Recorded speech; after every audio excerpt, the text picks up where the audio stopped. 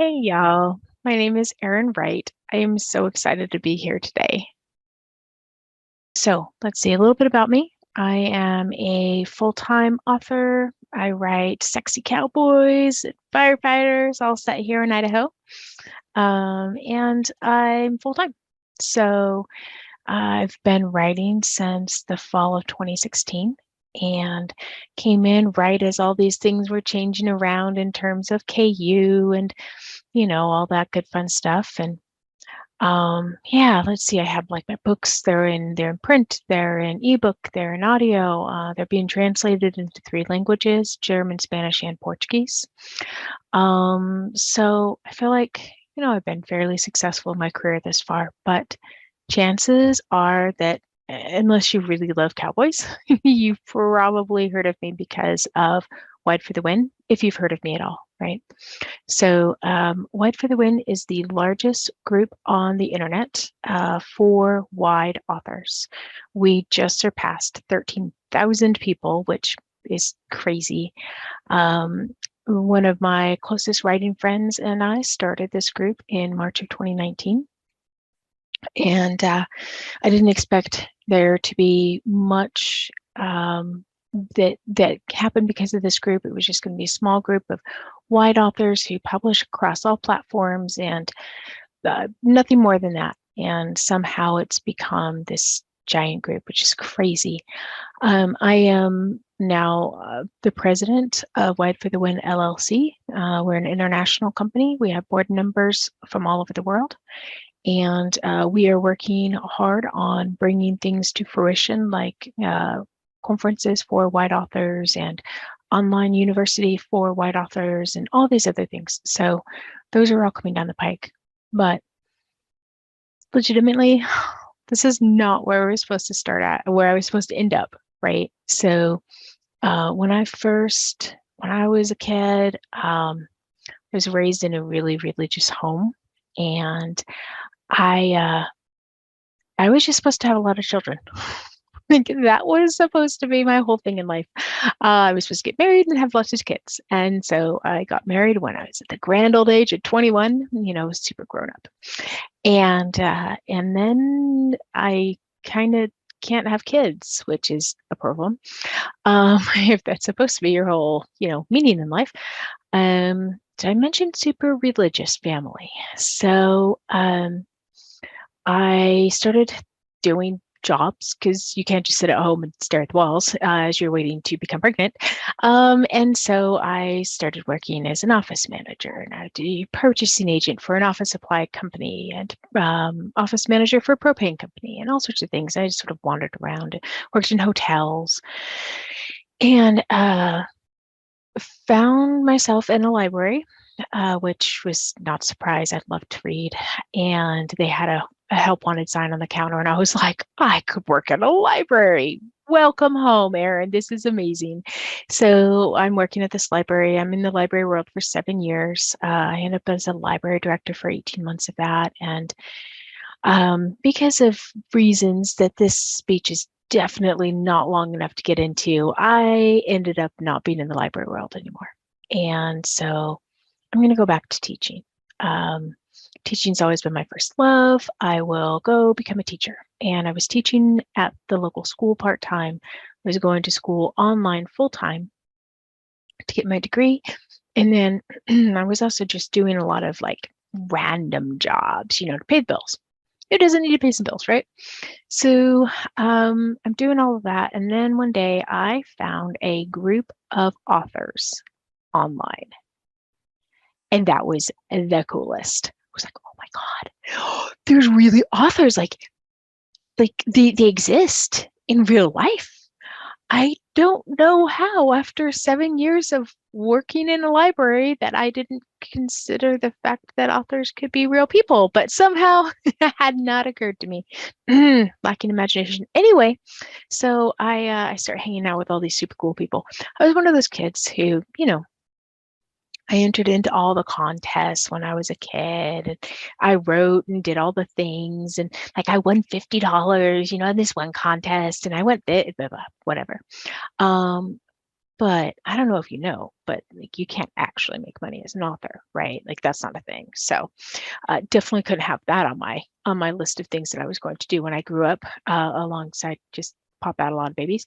So when I find this group of authors online, I'm like, oh, I could just like sit around and like bask in the coolness that is these authors, because they obviously got like the secret super cool keys to the kingdom, and I don't get to have those, but I can hang around people who do, right? So I'm doing that, and I'm a grammar Nazi, and so I started proofreading for authors. No special training, just me and my Sharpie. Um, and so I started doing that just as another way of making money as I'm going to school and already teaching. And like I had a lot of jobs, so it's all at the same time. Wasn't sleeping much. That's always fun. And then one day I get this guy who reaches out to me and he wants me to proofread his manuscript for him, but it's only half written, and he had hired a ghostwriter to write the first half, and turns out it's not very good. And he wanted to know if I would proofread the first half and then write the second half of the book for him. I mean, I can't write a book all by myself. Like I'm not that cool. But I guess like if you gave me the outline and I only had to do the second half, like okay, all right, I suppose I could do that. So I start trying to proofread what's in this book. Yeah, it it was a travesty. It was the worst thing I'd ever laid eyeballs upon. And so I reached out to the guy and I was like, listen, like I can't do this. There's no cleaning this up. All right. It's not intelligible. And so he said, well, why don't you just write the book then from beginning to end? I was like, but me? Like, I mean, I guess if like you give me the whole outline, except for then my husband and I sat there and outlined and made up our own plot and ended up making it into a trilogy. It was just supposed to be a standalone, and it ended up being this three-part book, this three-book series, and ends up doing really well. And I'm nowhere on this because I'm just a ghostwriter, right? Because I can't actually write books. Still going to school. And then my husband sits me down one day. God bless my husband. And he's like, hey, listen, Erin, you're kind of stupid. I'm like, golly gee whiz, thanks. What did I do to deserve that? And he's like, you are making all this money for these other people, writing books for them, and you could be doing that yourself under your own name instead of going to school, getting a whole bunch of student loans that you then have to pay off to work in a job that doesn't pay very much money anyway. Why don't you just write yourself? I was like, oh, I don't know. Can I write a book? I'd already written 3 books that were published. But as me, can I write a book as me? And I'm not normally lacking in self-confidence. I'm one of those people, I'm like, yeah, I can do this. But for some reason, this was just like one of those, like, I guess I thought that like the heavens would open up and a Greek god would come down and like boop me on the head with a wand and say, Erin, you can write. And then I would know that I could actually be an author. But until that happened, like I was just like pretensies, right? And so I was right. I was like, all right, fine. I'll quit going to school to become a teacher and I'll be an author. And I was genuinely sad about it. I love teaching. I love that light bulb moment when people understand. And I thought that I had to choose writing or teaching. And I never, ever did I mention this isn't where I was supposed to end up. I now do consultations and I help other authors be successful. And I teach all the time. And I write. I had no idea, again, lacking in imagination, no idea that was a possibility. But anyway, so, all right, so I start writing And I'm still doing like all the things, right? I'm a PA for other people. I'm building websites, I'm proofreading, you name it, I'm doing it because I've still got to be able to pay bills as I build up my back catalog. And all these things were happening in the Amazon world, in which I was only in KU at this point because hashtag duh, you can only make money if you are in KU, right? Like, I mean, I don't know if anybody's informed you of that fact, but hello. No other website is worth or storefront is worth worrying about. So I was in KU. And Amazon started breaking all the things and doing all the things and destroying people's careers. That was fun. And then I found out my ebooks couldn't be in libraries because my books were in KU. I was like, what? I'd been in the library world for 7 years. My book's not being in the library? Not okay. So I'm gonna go wide. I'm gonna figure this out. I did not know another single person who was wide at that point. Not another author. But it didn't matter because I was just gonna do it. I told you I can be confident when I want to be. So I go out and I sign up for storefronts and I start figuring out all the things and I start learning Clifton Strengths. If you are into that at all, I'm a #1 learner. So like I learn all the things. And so I'm working on all of this and I'm figuring things out as I go along. And I just naturally am drawn to helping people. That's what makes my heart happy. And as I figure out how algorithms work on wide storefronts and what's in-house promotions are available and all these different things, I started having people coming to me. Hey, Erin, like I really need help. Like I can't figure this out. Oh, well, you just do this and you just do that. And eventually, my good friend Susie and we started up Wide for the Win as a way to have like a home base for, the 3 wide authors out in the world. Susie, myself, and maybe like one other person would join us because nobody more than that would ever join Wide for the Win. So we start having this home base of places where wide authors could come in and learn from each other. And it was really fantastic. And then I started getting messages. Erin, listen, I will pay you money if you will just sit down and talk to me about what I should do with my books to be successful on web platforms. And I was like, come on, nobody wants to pay me money just to talk to me. Like, I'm not that special. It's fine. I'll just talk to you for free. It's fine. I started doing consultations via FaceTime and Zoom and you name it. I was doing all the things. And then my husband, he came see me. He's like, Erin, really, you've got to stop doing this. Because I was spending all of my time helping other authors and I wasn't getting books written because I was too busy helping other people become successful. It's like either you stop helping people or you start charging for your consultations, one or the other. Right, fine. So I started charging. It was weird. It was so weird. I have now done hundreds and hundreds of consultations, which still blows my mind a little bit. And I've helped a lot of people become successful on wide platforms and just as an author in general. And I've realized that sometimes it's really good when you don't know where your life is going to go, because I never would have imagined any of this for myself.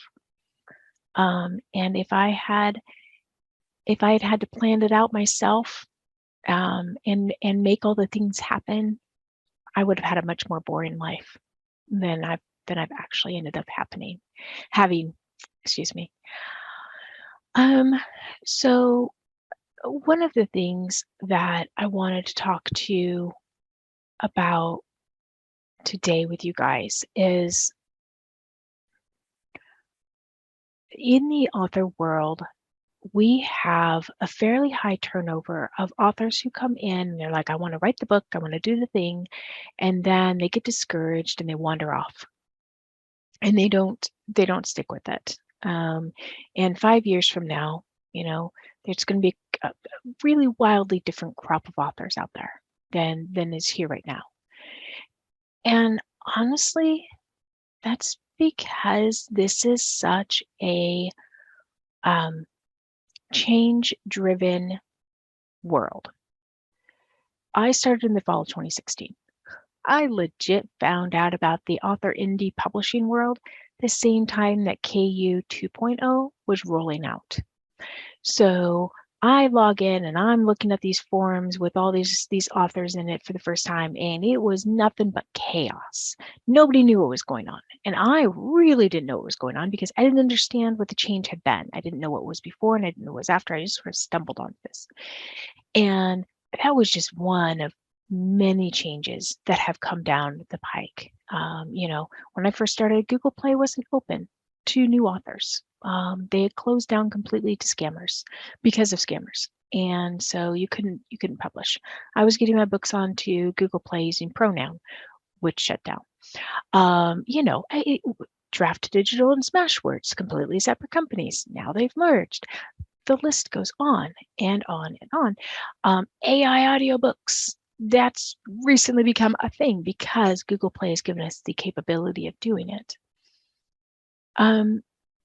If you aren't flexible and willing to learn and willing to make changes as time goes on, you will be left behind in this industry.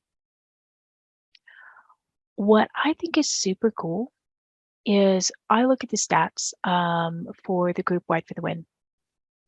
And like I said, we just surpassed 13,000 members in the last month or so. As of right now, 73% of the group, women. We have found this world where we can be indie authors, where we can bring joy and happiness and a sense of escapism from all the terrible things happening around the world. We can be damn successful at it. And I can tell you, women are. I didn't pull the stats for this because it wasn't as easy as just pulling up the stats for the Facebook group and #Lacy. But I'm going to say at least 80% of the consultations that I've done have been for women or been with women. I'm going to by far. And so many of them say, I am the primary breadwinner for my family, and I need help making more money than I am because my family depends on me, which is exactly how it is for my family. I'm the primary breadwinner in mine, and I don't get to just not make money. This isn't a hobby. This isn't a like, oh, I'm bored, so I'm gonna write 300 words. Whee! Like, if I'm not producing, we're not eating. Which strange human beings, we want to eat like regularly. I don't get it. Anyway, so I'm working with all these women who are primary breadwinners, who are supporting themselves, supporting their family, paying for their children's needs, paying for their parents' needs sometimes, in an industry that is actually dominated by women. And it makes my heart happy. There are so many careers out there, professions that are dominated by men.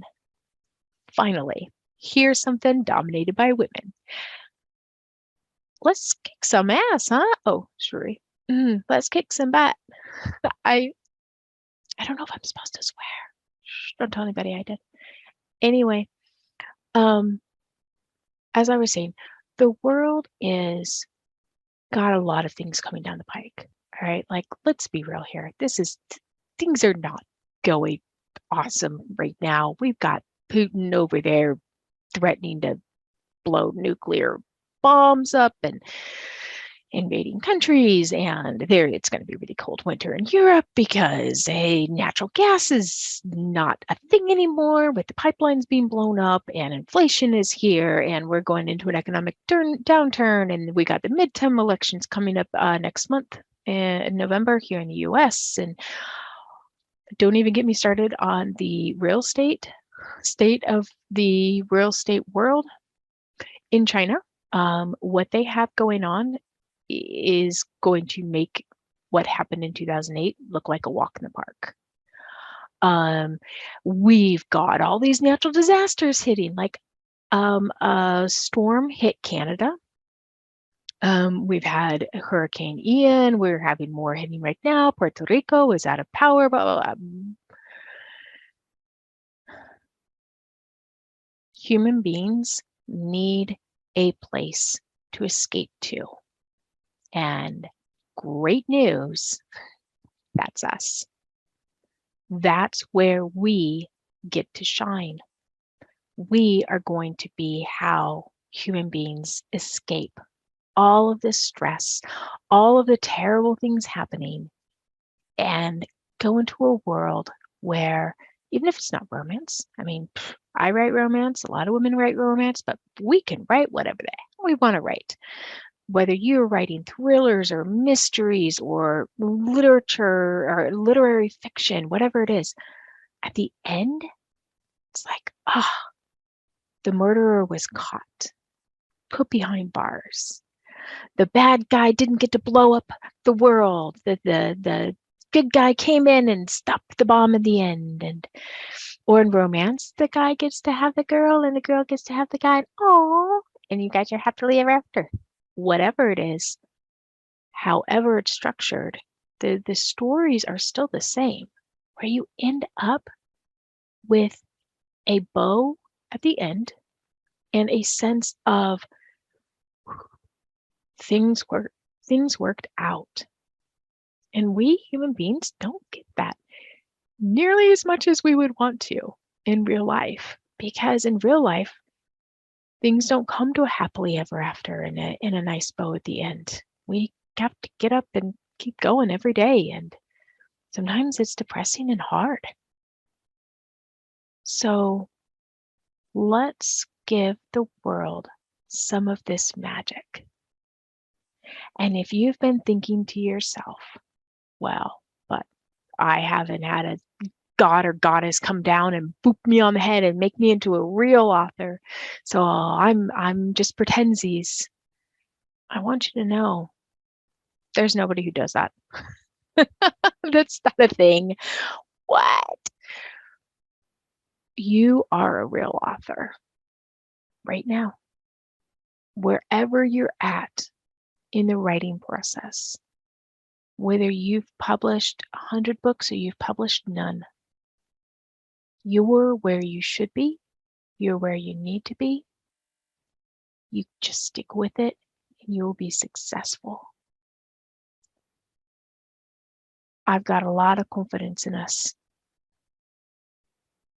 Now let's go kick some butt.